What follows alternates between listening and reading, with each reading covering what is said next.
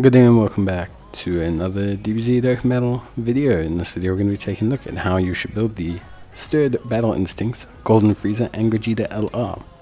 I was not fortunate enough to get them as a unit, but we can still talk about how best to build them.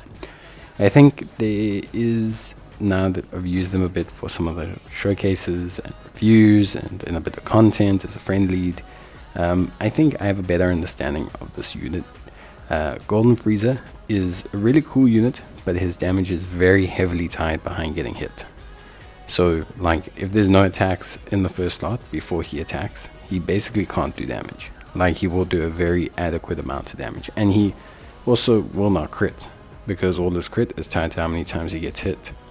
So it's very interesting, actually, because Frieza can simultaneously be one of the hardest hitting units in the game, and also be an absolute letdown, depending on how many attacks face him in the first slot.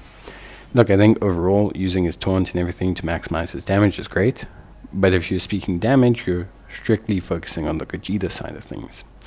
Because of that, because of the lowering attack on Frieza's side, because of Gogeta's guaranteed crits at 24 key, and also obviously his great chance of critting at 20 key and his attack effective against all types, I think maximizing your additionals will be the best play here.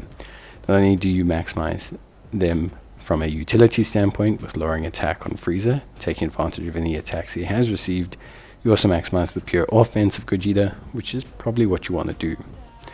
With that being said, what do you do with the remaining nodes? Well, you can put them in evasion, although it will prevent Frieza occasionally from fully building up.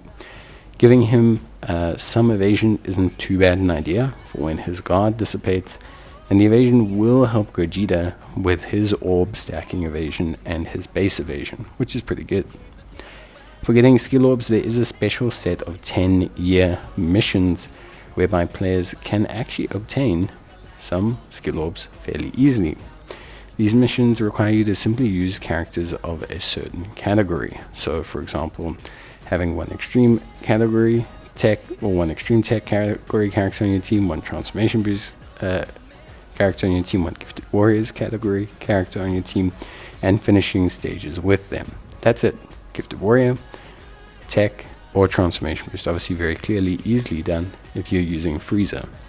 You can then collect those orbs, and they're actually very, very good. However, if those missions are expired, you don't have access, you can of course use secret intensive training chests, or you can of course exchange burst mode currency or anything like that.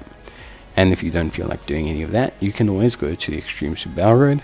The nice thing about Frieza and Gogeta as a combo card is they have about 1800 categories, so there's actually a fair bit of synergy across them. You could use Fuse Fighters skill orbs, for example. So it really opens up your options when it comes to skill orbs, and having good skill orbs for this character, which I think for me is something that's very, very cool. So that's definitely something that I think is well appreciated. But yeah, other than that, under Portal Memories, there isn't anything too outstanding right now. Always check here to see if there's a growth mission or stage that's relevant, but ultimately at the end of the day, that is it. So I think for me, fairly straightforward. Bye.